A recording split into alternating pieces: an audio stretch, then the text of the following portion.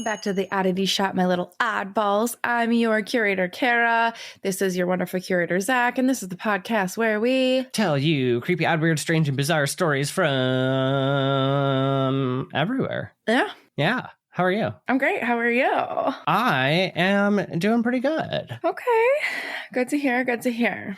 Okay, so in case anybody wasn't sick of Kentucky last week, you and I must have had the same ideas because I also wrote a Kentucky-based episode, but I know I'm skipping ahead, but we almost forgot to tell everybody about the unexpected highlight of the trip. The best part about the whole trip. The thing that we might quit the podcast to start our own franchise of. Just kidding. We would never do that, but we were tempted. Do you want to tell them since it's on your shirt? We still could do it.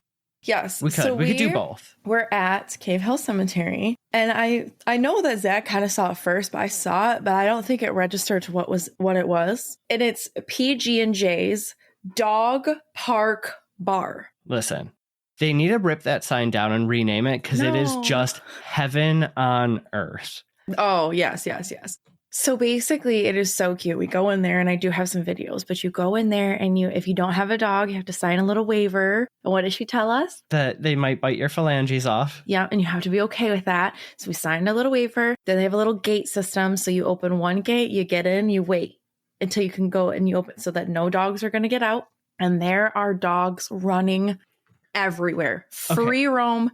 Everywhere, and it's a bar, it's an indoor bar. It's so cool with literally a dog park and splash pad and like toys and everything. That's all outdoors, outside. So there's like two parts of it. Listen, the bartender couldn't make a drink without throwing ice on the ground for dogs to just chew on. Shout out to Ashley. One person's job was just to like spray dogs with hoses and play with them. It was seriously best I've seen such happy workers in a customer service establishment in my entire life. Because how could you even be mad? And if you're going there, you're a good person. You're going to be in a good mood because you're bringing your dog there or you're going to see dogs. So I don't even think you could have a bad customer either. No. I don't think you can have a bad day there. We sat down, we're like, we're going to have 2 beers, then we have to get back to the event. And then a couple hours went by. And 3.5? We made friends with humans and dogs. Mm-hmm. It was that was just amazing. I'll have videos up everywhere because everyone has to experience this place. People were DMing us from like our stories, like, where are you? I would never leave. Or like, why do you think we missed half of the event we were supposed to be here for? I missed a drag show. Okay, yeah. Which is one of my favorite events. And we had every intention of going, but how we met so many dogs. Conrad and Leroy, Parker. And Banks and Parker, the little old senior one, and Bingo. Shout out if any of you pups are listening. Oh God, it was incredible. But then, in case anybody hadn't watched the guest episode we did with Ken Boggle, we told him we were coming to his neck of the woods, and he took us out for dinner, and we got to meet his partner and mom, his chosen mama. His chosen mother and her new partner. Oh my God, they were just so wonderful in person. Listen, if you thought Ken had big energy, if you listened to our episode like through a recording, oh my God, that man has an air about him. He does. But when you say big energy, I think that can be construed as bad. It was such a lovely, intimate, beautiful dinner. Oh my God, yes. And we had so much fun. Ken ordered every appetizer on there except for like 2, I think. And we just shared all the appetizers and we ate our food. We got so full and we just had that actually is probably one of my favorite moments of like, because it was just so cool that it was just such an intimate little dinner. Right. I loved it. I loved every second of that trip. Obviously, since this is now our second episode covering things about it. I swear when I finally do the TikTok of a day in Kentucky with us, that is the longest day of our lives. We did so many things that one day. You know, did you ever watch What Had American Summer? Oh, that's the summer camp one, right? It's an indie movie. Yeah, it's become bigger as we've gotten older. It is, yeah, but that had like everybody in it. It did, but none of them were good, and it was at like a festival, summer film festival. Was that really? Yes, because that's where Bradley Cooper like got his start. Yeah, but none of those people were known then. And anyway, that whole movie takes place in one day, and it's like the longest day ever. And that's what I feel like. Our day was cemetery, dog park, dinner with Boggle. Then we kind of saw a drag show for a little bit. We went to we did. Then we went downtown Louisville and like saw all kinds of stuff. Oh my gosh. Yeah, no. Louisville, honestly, Holy I know shit. we were there for an LGBT event, but the entire just didn't know. city is way more accepting than I would have thought for the South. And that's just my closed-mindedness of like what I thought. Every new friend that we met told us that they don't tell people that they live in Kentucky. They say that we live in Louisville. Right. Yeah, no, it honestly, that city kind of bit me. Like I we're could go going spend back. so much more time. Oh yeah. Okay, anyway. All right. Should we open the shop though for another Kentucky Do you episode? have a question for me? I do have a question for you. Okay. And I feel like this is like a very fatherly question. If your friend jumped off a bridge, would you? No. Fair. Now, with that being said, never follow your friends up or down bridges Nope. or trespassing, because I've got a story for you today. Also, obviously near Louisville. It is from Fisherville, Kentucky. And this is where myth and unfortunately mortality have collided over the years. So the legend states that a horned beast waits atop a trestle bridge made for trains that waits to lure victims to their demise. So tonight, Kara, for you, I have the story of the Pope Lick Bridge, its very own monster, and a huge word of warning for you. Okay. I do know a little bit of this. I'm not going to lie to you guys. But I don't know all the deets. So here's the deal, is we decided we were going to do Kentucky episodes before we went to Kentucky. Yep. Then we were going to visit the sites. Yes. However, life had a different way with us, and recording got pushed back. So now we've gone to the places we were going to write about and written about them afterwards. Okay. Which is kind of cool, though. You know, honestly, it gave me a little bit of a different perspective, especially on this one. So here's the caveat before we get going is the place that we are actually going to talk about is extremely, extremely, extremely dangerous. And if you're going to go for the right reasons and stay only where it is safe, which is on the ground and not crossing any fences. Okay. Perfect. In the 1800s, a trestle bridge is built in the north of the Pope Lick Park in Jefferson County, Kentucky, and it serves as a rail crossing to get across what was called the Pope Lick Creek, which is it's just a few minutes outside of Louisville. The bridge itself is over 90 feet tall and spans 772 feet. It's made out of mostly steel with the wooden bars where the train tracks are. And it's really, really thin. So passing trains actually hang off the edges of it because the bridge itself is not very much wider than a train track at all. Maybe 6 inches on each side. Yeah. And it's just kind of like a creepy looking structure. So it really is. It's very eerie. It's definitely eerie. You feel an eeriness when you walk up to this thing. I feel like when you look at it, you don't know what it is. No. I feel like the local legend now, those people know, but yeah, you just see a steel structure through dense trees. I would have never known what that was. Absolutely. And when we say it's a train bridge, the trains are still active. So yes, they are, friends. Before Fisherville, Kentucky got built up or anything, or all the other little towns around there, or the rail itself, it was, of course, native land. And the Pope Lick Creek was really, really special to them because it brought resources like fresh water and tons of animals to hunt. Because there was lots of resources, that means it also brought in the settlers, and they started to fight over the land. Of course. As everything else in America, the settlers eventually take the land from the natives with a ton of fighting and bloodshed along the creek, which kind of gave rise to a legend that the land was cursed. Okay, so let's get into the legend of the monster. Let's go. Okay, the name of the monster is one we've actually heard before, but it's an entirely different beast with its own legend. So it is another Goatman. Okay. But this is the Goatman of Pope Lick Creek, otherwise known as the Pope Lick Monster. Okay. Nobody really knows for certain where the monster came from, where the origin story was. Oh. But we do know at least it was pre-1930s, started around the 1930s. Okay. Which is after the construction of the trestle. At least that's as far back as we know. So it seems like okay, the bridge was built and then the stories kind of came around.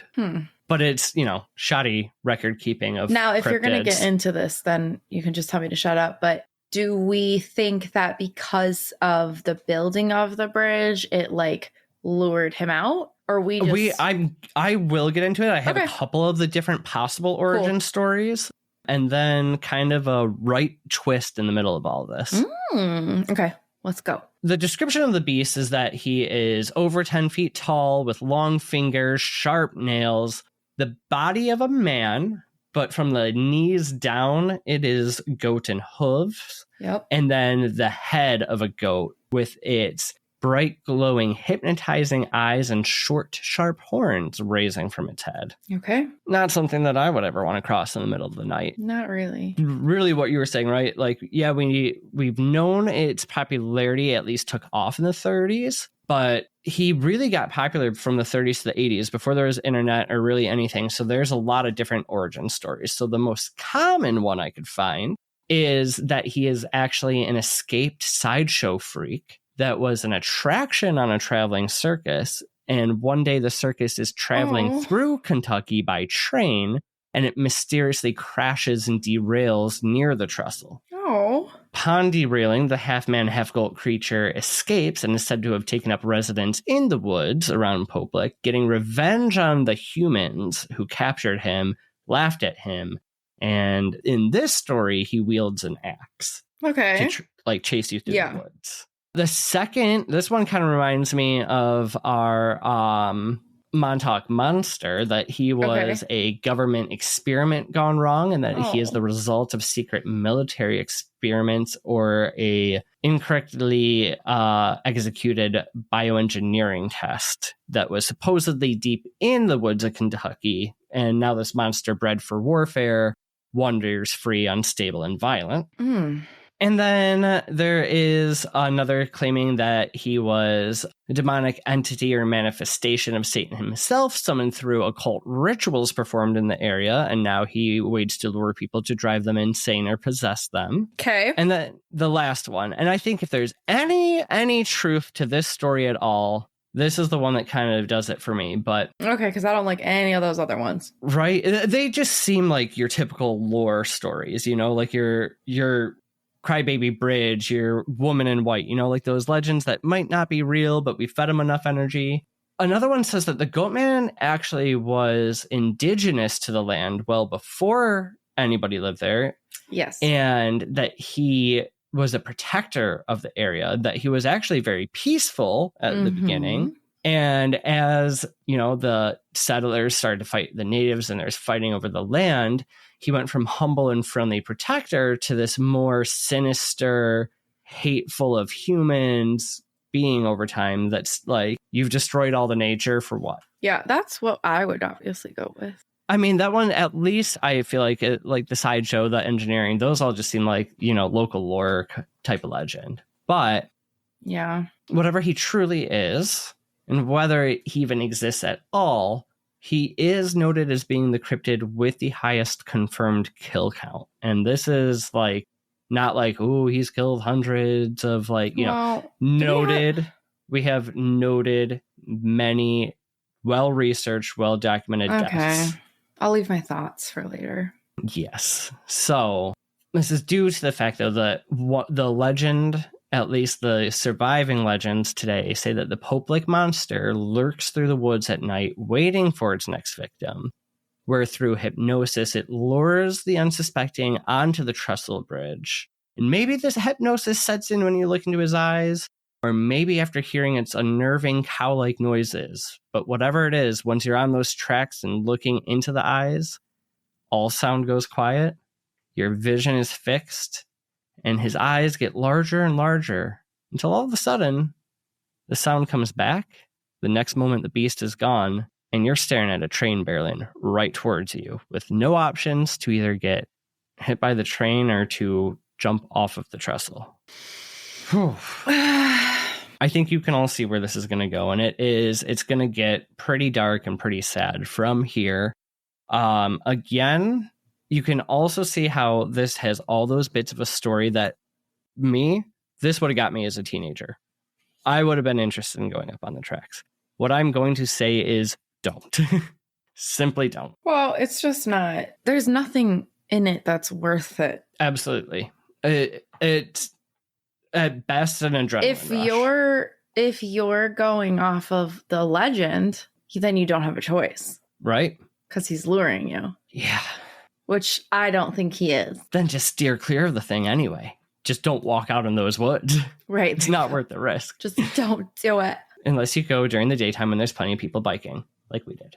Okay, so locals of present day, though, Fisherville, which is that suburb that's right near the trestle, they know very well the tragedy that comes with it. However, it hasn't stopped locals for over 70 years from going out to have their thrill-seeking adventure to look for the creature.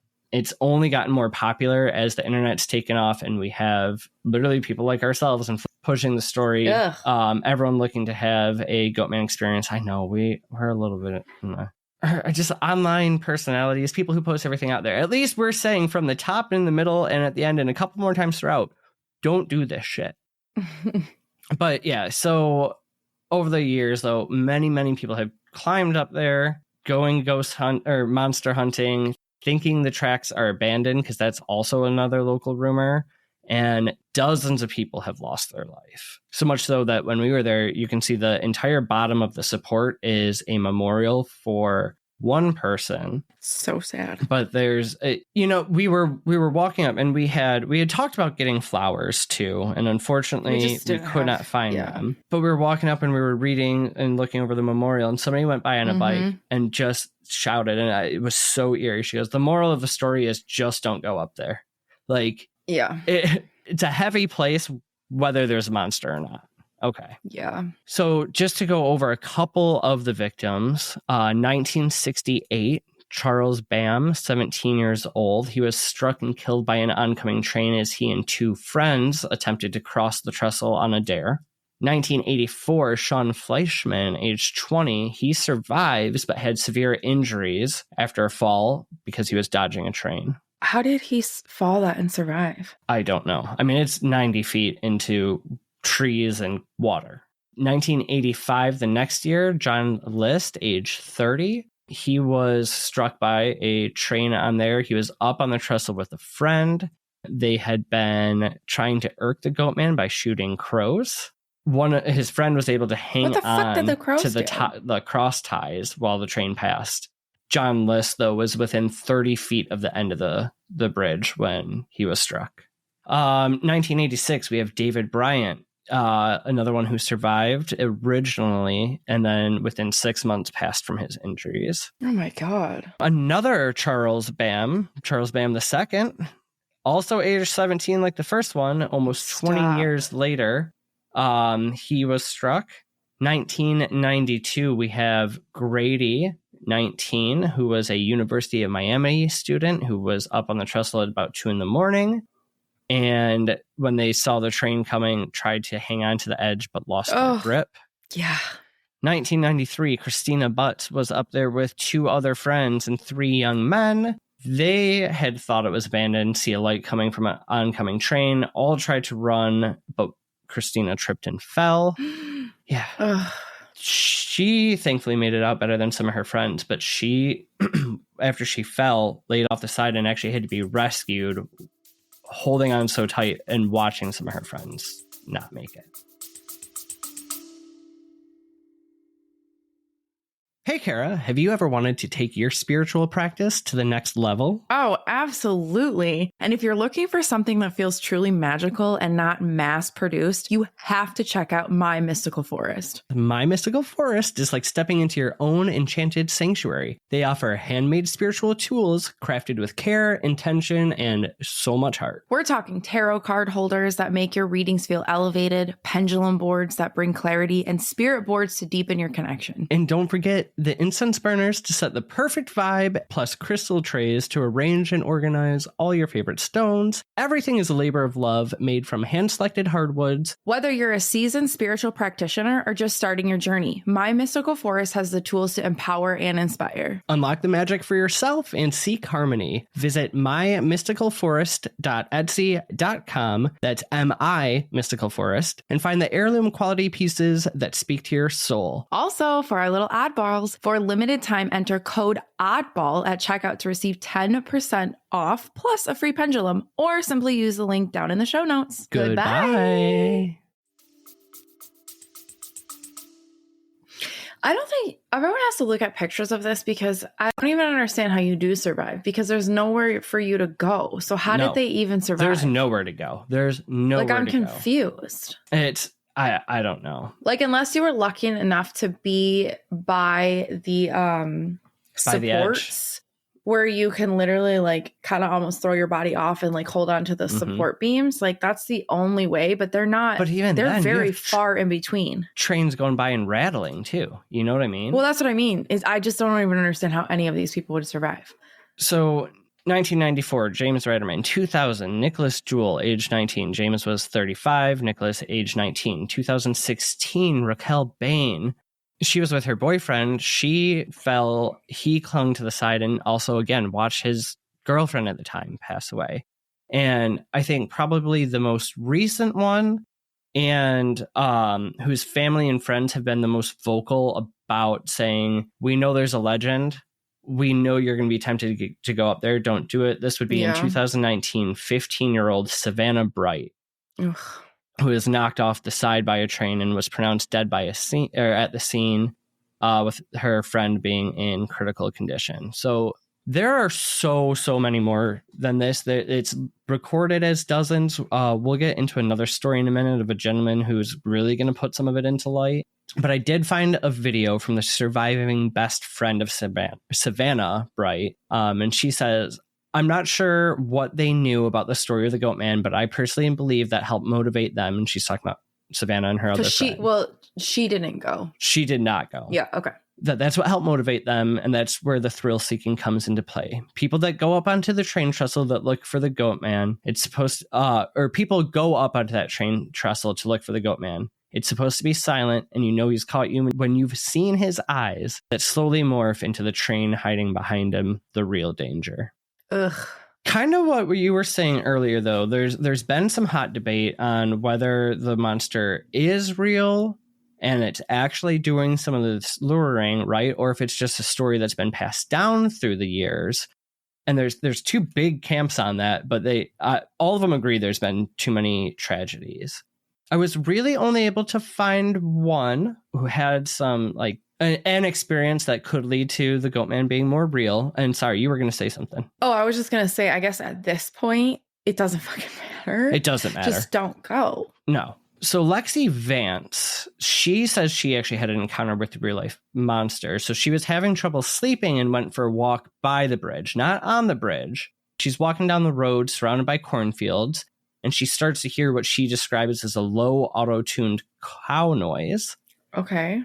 So she was like pulled to look to her right into the field, and she sees the giant beast with the body of a man, the hooves, the head of a goat, but it wasn't looking at her. It was shoveling some sort of creature remains just into its mouth. She just stood there and was like with both hands eating. She states that in that moment, she's never felt more human or immortal and was convinced she was going to die, knowing that she was looking at the predator of the legend. So she knew of the legend. She said she became as quiet as she could. Her only thought was to not let it see her, and she quickly made her way back home. Oh. So that's at least some evidence that there might be something lurking around in the area. But kind of that right hook that I told you was coming. So Ron Shieldnecht, he was a local filmmaker, and he spends 2 years in the 80s learning all that he could from all the different origin stories and talking to people. Okay. And he's he's like a college kid, but he decides he's going to make a film about it. He's cool. Filmmaker. He spent $6,000 and in 2 years, and in 1988, he unveils the movie, The Legend of the Pope Lick Monster. Now, 1988, it took him 2 years. There's 3 deaths on our list that happened over the course of him making this movie. Okay. Yeah. Wow. Okay. So he says most of it was shot in the local area right on the trestle. He admits, though, that with all of the different stories, he put his own spin on the legend, and from his own imagination, he is the one who came up with the idea of the beast having hypnotic powers and eyes that lured people onto the tracks. Okay. So he's saying that it's always, well, before he started making this film, it was a thing. but Yes. it didn't have... It did not have the hypnotism. It was more the chasing with the axe, the stalking in the woods. So we're to believe at this moment that those 3 people went up there before they knew it could hypnotize you, just like it could just be yielding an axe and just... It seemed like it was still part of the legend that he would be on the bridge, but not the hypnotizing and stuff. That's now like the main story. Now, okay, continue. I found a video of him talking about it, and he says, regretfully now, or almost regretfulness in his voice, where he says that his take on the story is now fully ingrained into the legend. And you can really like see pain on his face when he talks about this. And he says it was not his intent to have people die because of highlighting and adding to it. He was just trying to make a fun film, or, a horror film off of a local legend. One really sad part is he says he'd often get calls from the local news asking to use clips from the film, and he always responded in the same way when this would happen. He said, if you're asking to use the clips, that means another person's died, doesn't it? And the answer was always yes. This might be like an unpopular opinion, but I don't know if I would feel bad if I were him, only because I get where he's coming from, but you're making a horror film, like not a documentary or whatever. Like you're just making something about a legend, right? That happens all the time. And all the time. He does put a rider on the film. Okay. Before it goes live, but after they wrap up filming, with a message, because people died during the filming, saying this is a very dangerous place. Yeah, good for him. Don't go do this. But I just mean, like, I get it. I guess I would feel bad. I think it comes from an empathy, like yeah. Should he feel bad? No, but how could you not? Right. But I guess I just like, if they were already going, right? People are already going. This is where this legend came from. This is why this movie started to be made. People continue to go, and then he just added. But I guess if the movie wasn't out yet, how did they know that that's what he was talking about? So he put the rider on the film saying it was dangerous, but now what he's saying here is after the film came out. Oh. When he gets calls from the news companies. No, that's not what I meant. The clips. No, I meant how did people know about the hypnotizing stuff ahead of time? But you're just saying that was just after the movie. Right. So they were saying he would chase you across it. The whole hypnotizing, turning into the train, that was what I got that part. But I thought he was already telling people that before. But you're just saying people started then knowing that after. No, because remember the origins of all this in the area started in the 30s. So he's just jumping on it 50 years later. His movie just gets popular. Yeah. Being that people died during the filming, he's like, well, we should put, before this goes live, a warning at the end. Yeah, no, I'm sorry. I thought you were saying that. Yeah, so the guilt came in more later during the pain came in later during the news clips. Yeah, I don't think he should feel guilty, but I get it. I mean, whatever. But anyway, continue on. We'll come back to him. Don't worry. So let's talk about the company that owns the tracks in the trestle. So this would be Norfolk Southern. And at the beginning, when people were passing away from being up on the trestle, they did take some responsibility for the danger of the track, and they would often help pay for the funerals. Okay. As more and more people were injured or killed, they probably can't. They stopped doing that, and they enforced other measures such as fences, signs, no trespassing, notices everywhere. And it was kind of their whole shtick was the first time you're being removed in trespass, the second time it's a misdemeanor. Which makes sense. But honestly, I think the first time shouldn't have even been a misdemeanor. If people are then going back. Yeah. No. Yeah. Obviously, though, it hasn't stopped people. You can see idiots with their YouTube videos get, all very teenage kids all getting hyped, all going across the thing, right? There's a really good Hulu documentary that covered a lot of this. And even they show how easy it is to get past the fences. So it's secured, but it's not well secured from Norfolk Southern. But also, I think over time it's gotten worse. When you and I were there, it is very clearly posted. And it would be difficult even to get up there. So the same documentary also interviewed a train engineer who crossed the bridge over 1,000 times during the 35 years he worked for Norfolk Southern. And his name is Bernice Wayne Gentry. He is now retired. This poor man. Okay. So he states that he's been involved in so many accidents on the trestle that he tried not to keep count, but his claim agent told him that the number of accidents was 43 at his own hand. Oh. Yeah. He did years of therapy because he was unable to sleep. A quote from him, and this is heartbreaking. At the last second, people realize they can't beat the train and they stop and look up at you. It never leaves your memory. It's a scary bridge, and I've crossed it more than 1,000 times. The speed limit is 35 miles an hour. Can you outrun a train going that fast? There's no railing, and the train hangs off about a foot. They used to have a barrel stand in the center that was removed, as they found it enticed more people to cross with a false sense of safety. This man, amazing.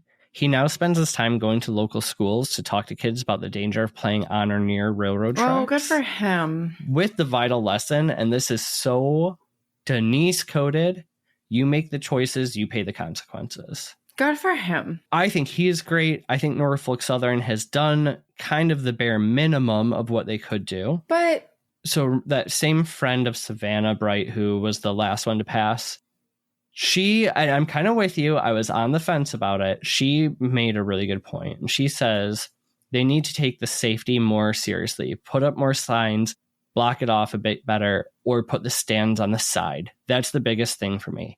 At least put stands up there so people have a chance to get off. And then it is reasonable to go after them legally for trespassing, because at least they're not dead.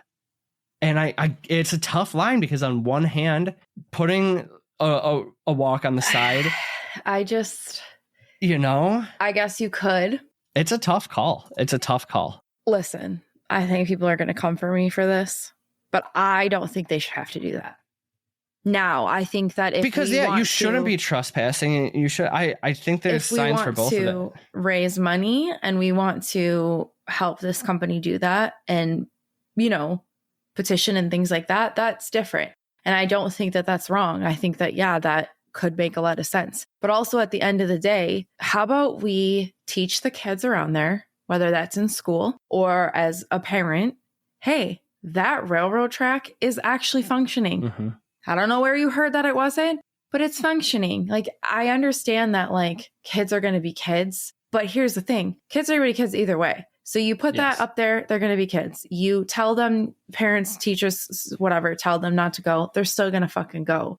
I don't necessarily think that that's the railroad company's fault. I just don't. It's the same thing as us breaking into cemeteries or breaking into abandoned buildings. Absolutely. They don't have to put things around an abandoned building so that kids don't go into them. I know it's completely different, but it's a functioning railroad track. Make it very known. There's definitely an argument to be made on either side. For sure. And I will say, let's just put a pin in it for now, because I'm ending this with a quote that you are going to love. Okay. All of everything being said, real or fake, the story is not going anywhere. It's been handed down through generations. Its popularity is only increasing. And a lot of people are just kind of holding their breath, waiting for the next tragedy.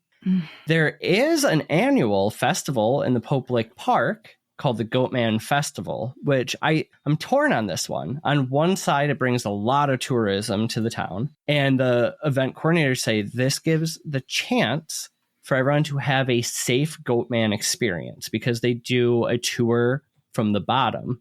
You saw that walk we could do from the park to there. They have a whole thing in the park, where people dress up like any other Goatman or Mothman Festival or any of those others that, every local cryptid has a festival now, it seems like. Yeah. But then there's people on the other side who are pissed that it just creates a lot more buzz around this legend that is going to maybe entice more kids to go up there. I guess it depends on, we've never gone to the festival.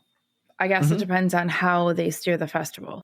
If they're steering it as in, this is dangerous as all hell, but again, kids are going to be kids. They already know it's dangerous. The festival is set up in a way that they give tons of warnings, and their whole thing is, yep, the legend's here. We're going to teach about it. We're going to celebrate it. We're going to have fun, but we're also going to talk about what happened. So the filmmaker, Ron, he actually will do screenings at the festival.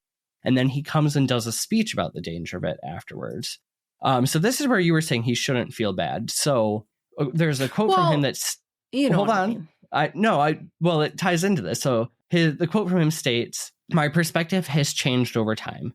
It's tough that something you do for the sake of art comes with real human tragedy, but not telling the stories isn't the answer. It gives you a chance to not only promote the stories, but also the stories of those who have passed, as well as the dangers," which I think is kind of exactly what you're saying. Like, you can't feel bad about something that you've created taking lives, but what you can do then, right, is still celebrate what you've created and have a message that might keep others safe. That's not the quote, though. I told you would love at the very end. There's one more coming for you. Okay. So Mr. Gentry, our engineer, sweet man. He's sweet, but he's intense. Okay. He don't fuck around. He don't mince his words. You and I could give a warning statement all we want. I don't think it would have the same effect. Do you want to save it to the absolute end? Because I'm not. No, done. this is no, but I'm not done. Oh, okay. So do you want to? No, you go. Take it away. So, how do you feel about this festival? I am very torn. I'm here for it, and the reason being is because people are going to want an experience either way. They already know about the legend. At least it's not going away. At least this is an outlet that has warnings, that has guided tours from the bottom, and it allows people to maybe get that out of their system. I'm okay with it.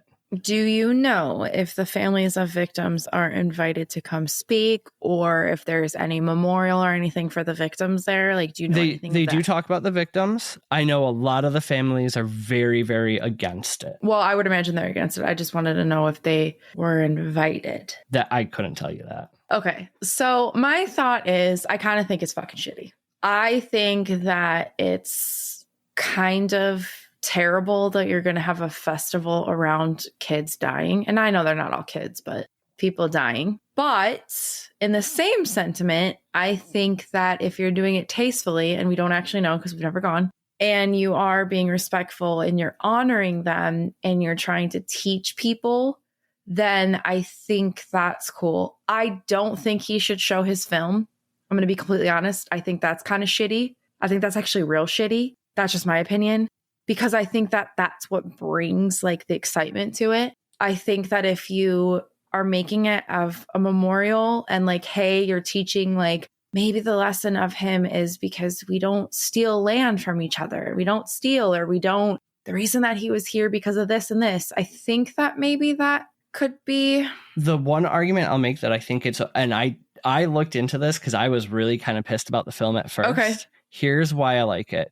He plays the writer at the end originally, and then he comes out and talks to people and say, I created this part of the legend. This is not real. This was from my imagination. If the Goatman's real, he exists out here. He does not exist to lure you up there. No, I like that part, but I don't know if the film necessarily needs to be shown at the festival. I don't know. I think that's just part of also on the flip side of it, and this is consumerist bullshit. I get it. But there's also tourism and funds that flow into the town because of these things that they do. And it's not a very wealthy place. It's one of those things where, you know, I think if the legend wasn't as pervasive as it already was, I think downright awful. The fact that they're trying to find a safer outlet. No, I agree with that.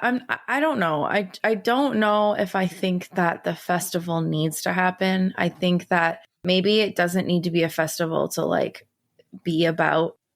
Or maybe we move the festival further from the bridge and just into the area. And then just make it like, maybe it's not like, I don't know. I think maybe it doesn't have to be anything about the Goatman. I think it maybe needs to be more of the like danger.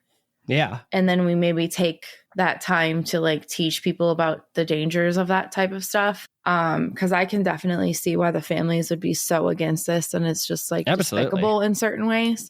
But then I can go on the other end and understand that like if we are truly trying to not just capitalize and teach people, which we know that that's not the reason though. That's the problem, is that capitalism is first and then let's just try to teach people. I think that's what's hard for the families, is that if it was to teach people first, it would make it better. Absolutely. I will say this. It's one of the ones where when I started looking into this, I didn't realize how dark it was going to get. It's tough. It's tough. And so again, where I almost scrapped it about halfway through, and I'm like, well, no, I think it is important to talk about the dangers Absolutely. of it. Like I said, we went and visited it. We went and stood at the bottom. We did not pass any sign. And just reading the memorial was really, I mean, when you stand there, it puts it into such perspective. So protect your life. Don't go up on the bridge. 35 trains a day still go across it. And better than you or I could say it, here's their quote from the engineer. Okay. It's not a who or a what that's responsible. It's an individual choice every time. It's not an accident. You chose to be there. You chose to take a chance and you risked your life. Don't go. Don't go up there. That is perfectly said, because that's exactly how I'm feeling. Mm-hmm. And that's where that quote at the end of this doc that I watched made me feel slightly better about the film and the festival and everything else, because at the end of the day, you have autonomy. You have a choice. You cannot get up there without passing all these signs that say it's dangerous. And his whole thing is you have consequences for your actions. And I think that is... I'm arguing that I don't think that the train track should be responsible for putting more precautions. Because it'd be awesome if they did. Don't get me wrong. But again, you have autonomy. You went up there. Mm-hmm. But then if you're going to take that stance, you almost have to say the same thing about the festival. They don't have to be the ones telling you not to go up there or do it. You know, it's like, they're enjoying it. They're giving you a safe outlet. We can't say it's a shitty thing for them to do it then. I don't know. Yeah, we can. Anytime you have a festival around the fact that people died, but you're promoting the quote unquote legend around it, I don't know about that. I just don't. I disagree with you only on the fact that the legend is there, whether the festival is or isn't. And if they can change more people's mind and give a safer outlook, I'm okay. Well, that's what I'm saying. I think that if it would have started that way, which I highly doubt it did, I could be wrong. I don't know when it started, actually. But I don't care when it started. I'm just saying, did it start to memorialize these deaths and to teach safety, or did it just start because somebody wanted to start a festival about a cryptid? Oh, yeah, it started in 2025. Yeah, see, I don't think that's cool. No, I'm not going to trust Google on that one. Because we're the 25 documentary that I watched was... It doesn't matter. You know what? You guys weigh in. Yeah, we're going to debate all night. Yes, that's the story of Pope Lick. On this one, I'm going to say a bridge and the circle with the slash through it. You know, like the don't go. Well, then it would be the don't go first. Yes, don't go. Or no bridge. No bridge. Ooh, did you hear that thunder? That was so loud. It scared me. Well, we're finishing just in time then. I jumped. Yeah, we've had some crazy storms come through today. Okay, so that's it on our 2 episodes of Kentucky Madness for you guys. Let's close the shop up for the day. What do the people need to do, Kara? I mean, first off, tell us how you feel about this, because I'm dying to know. Neither one of us are right or wrong, and we're not mad at each other as much as we debate. But we'd love to know, or no one's trying to win here. I just want to know what you guys think. Also, give us some stories and give us some thoughts of things that you want us to talk about, because we're not running low, but we're kind of running low, and we want to make you guys happy. And we love you, appreciate you. And the most important thing that you can do for us is to creep a really little eyeballs. Goodbye. Bye. And join our Patreon.